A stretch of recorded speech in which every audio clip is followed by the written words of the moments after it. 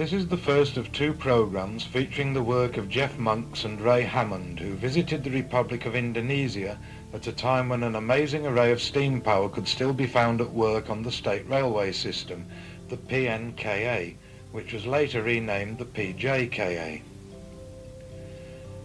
We begin on the 3-foot 6-gauge West Sumatra system, which was one of 3 unconnected rail networks on the island operated by the state. Inside the main works at Padang, the majority of locomotives receiving attention on this visit in 1982 were rack and adhesion 010 tanks of class E10. The West Sumatra system is located at the centre of the island on the southwest coast and was built mainly for the transport of coal. The system opened in 1891 and has to negotiate a mountainous route inland from the coast to gain access to the mines. The steepest sections have always been rack operated on the Riggenbach system, although the rack is not continuous and rack and adhesion steam locomotives consequently had to be employed. Conventional locomotives were used on the flatter sections at the extremities of the network. Our first view of a working train is of a pair of E10s, easing a set of loaded coal hoppers towards Kayu Tanam, which is located at the bottom of the rack section at the coastal end.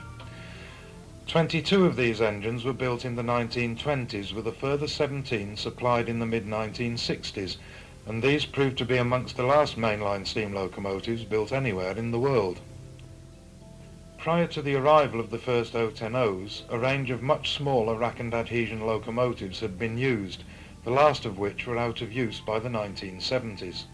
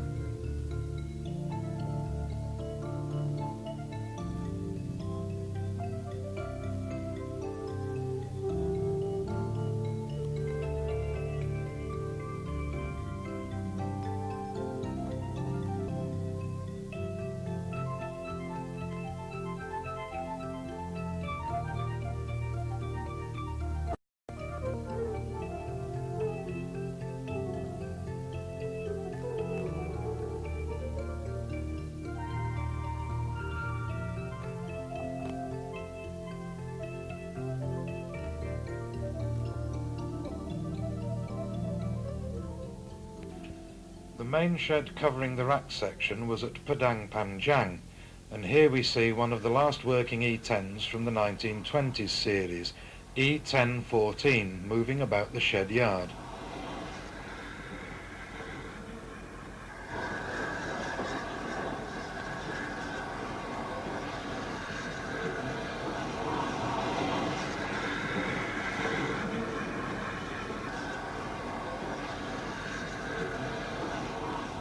The mountainous terrain attracts a great deal of bad weather, and a pair of the later E10s are next seen in a rainstorm climbing the rack between Kayu Tanam and Padang Panjang, with empty hoppers bound for the mines.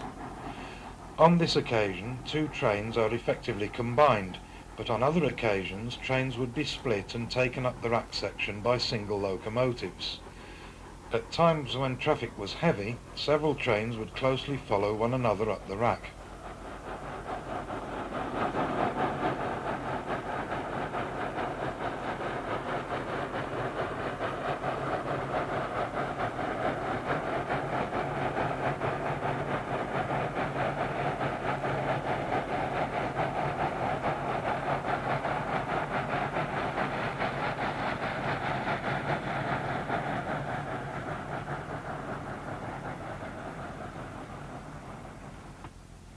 We see E1014 once again being prepared to work a special train for a visiting group. This engine was built in 1920 by the firm of Esslingen and retained its original chimney, unlike those in the 1960s series which were all fitted with Giesel ejectors.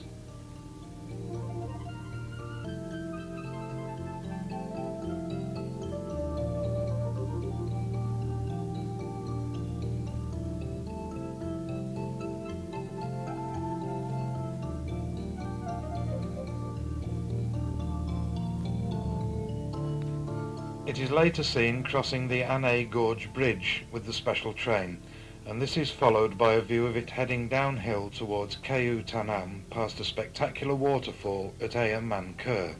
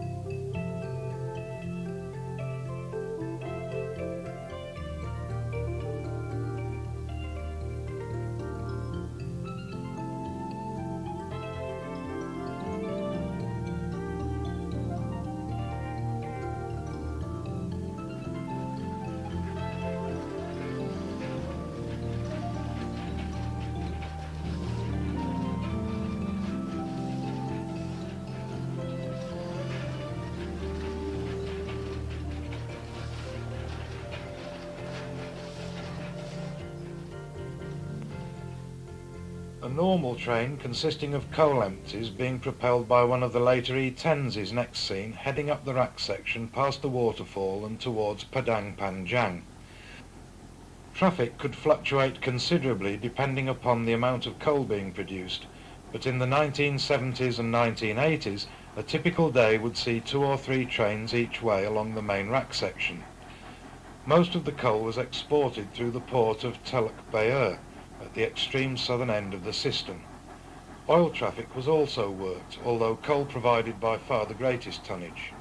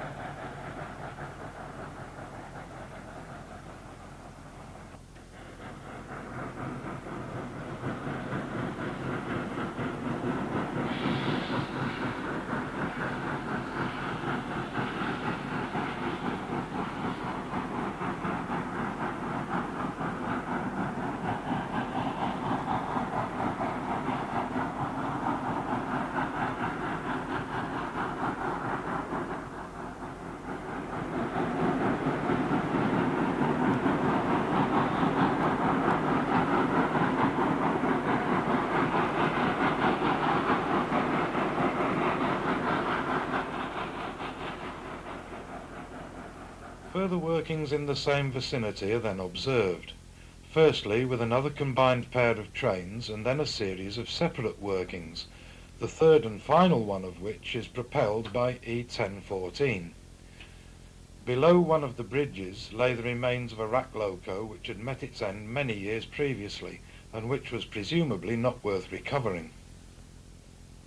Dieselisation of the non-rack sections of the West Sumatra system had been largely accomplished in the 1970s, and the final demise of steam on the remaining portions was heralded in 1982 with the arrival of a batch of rack-fitted diesels from Switzerland.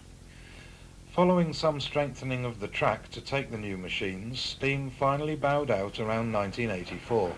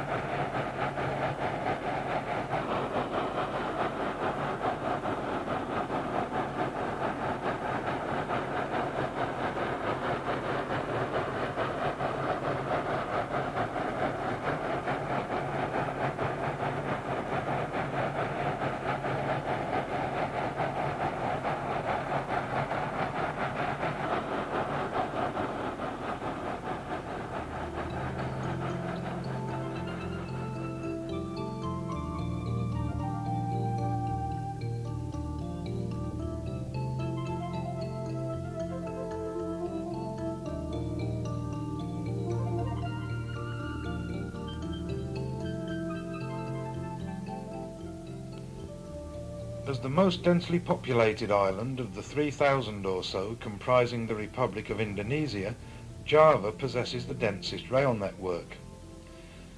We begin at Tanah Abang, a ramshackle suburb on the western outskirts of the capital, Jakarta, from where, in July 1973, trains to the western end of the island were still steam-hauled by the B-51 Class 440s and the C-27 Class 464 tanks.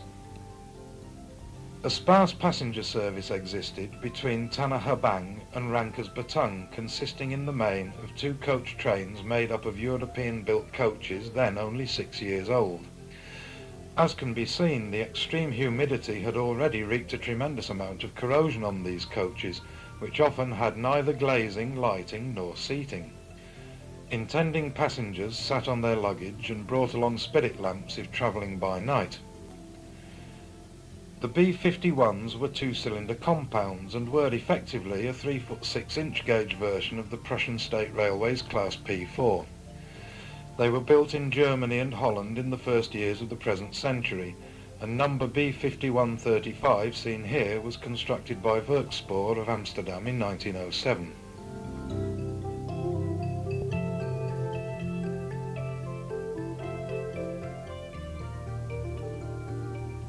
The C-27s were a little more modern, being built in Switzerland and Holland between 1916 and 1922.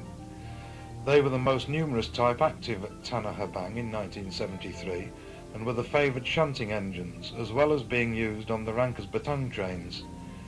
Some were kept in quite smart condition, carrying embellishments fashioned by their crews. A most remarkable sight to Western European eyes was the complete lack of order on railway property, and although such countries as India also have large numbers of the general public wandering across the tracks, possibly only Indonesia could present the sight seen here. A wholesale bazaar is in full swing as the morning arrival from Rankers Batang appears behind a C-27 tank, and some traders have to move their stalls as the train slowly picks its way through, only to replace them again once it has passed. The state of the stock is again clearly seen, and excess baggage is no problem as it is merely placed on the roof. Steam operations in the capital were at a low ebb by this time, although steam managed to hang on intermittently to the Rankers Batang workings until about 1978. Some steam-hauled freight could still be seen out of the main terminal at Kota, but the Rankers Batang trains were the last regular steam passenger workings in and out of Jakarta.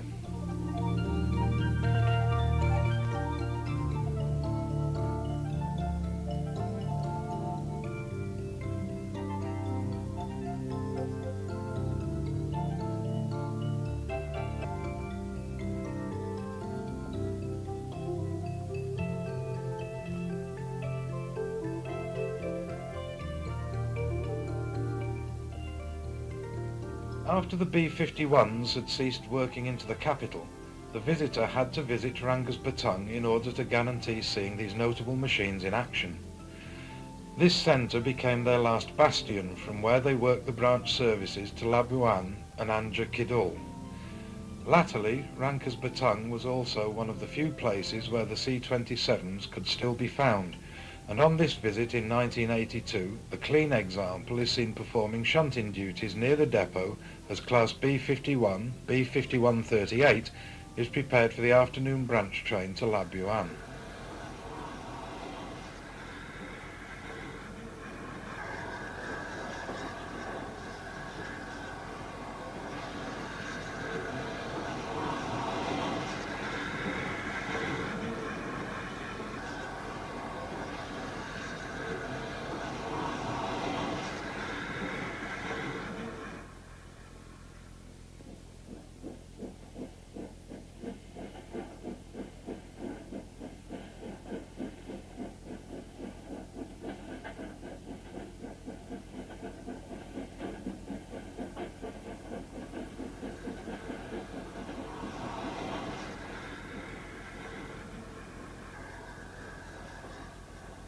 Standing outside the shed is Malay tank BB-1005, a Hartmann product of 1899. This engine was also used occasionally on the branches, but only as second choice to a B-51, since it was considered to be rather small. At this time, the Labuan branch was provided with a service which allowed a traveller living on the branch to make a visit to Rankers Batang and return home the same day.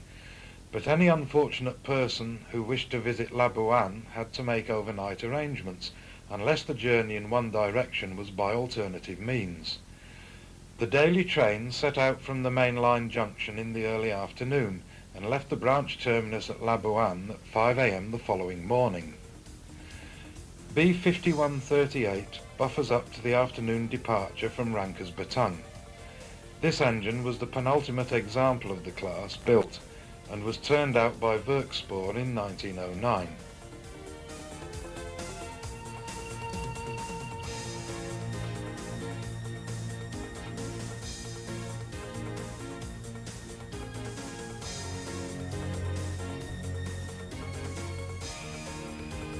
The train is then seen running tender first from Rankers Batang to Labuan, a distance of approximately 50 kilometres. This example was oil-fired, in line with the majority of engines on Java, although wood firing, more especially on some of the smaller classes, could also be seen.